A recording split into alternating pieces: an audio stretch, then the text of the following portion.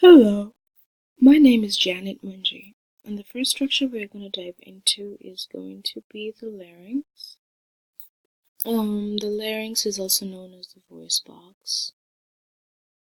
It's triangular and lined with ciliated mucous membrane.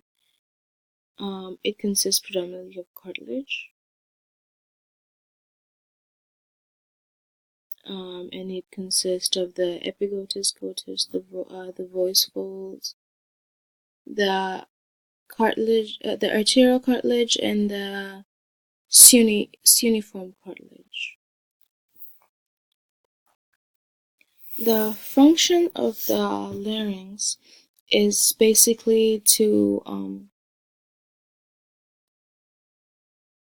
filter moisture and warm air as it enters the lungs, and in addition it protects the airway from solid and liquid during swallowing.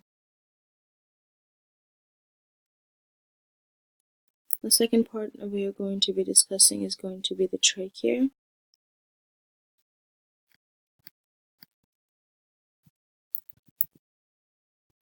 Yeah, it's going to be the trachea right here. The trachea is also called the windpipe. It's about 11 centimeters wide and 1 inch wide, and it extends from the larynx all the way down to the bronchi. The trachea provides a sturdy open passageway for the upper respiratory tract into the lungs,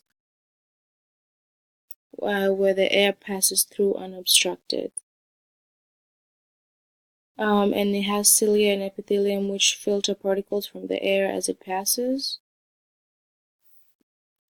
So it prevents any particles from entering the lungs.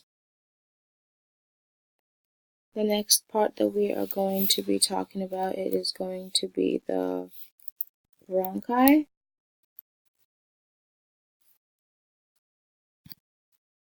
So it is going to be these two little tubules which extend from the trachea into the lungs individually.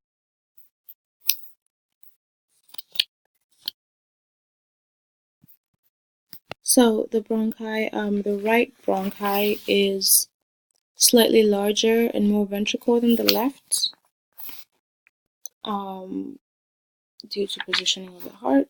The bronchi carry air from the trachea into the lungs, and they divide into tinier structures known as secondary bronchi, and then into the bronchioles. Let's see, here we go.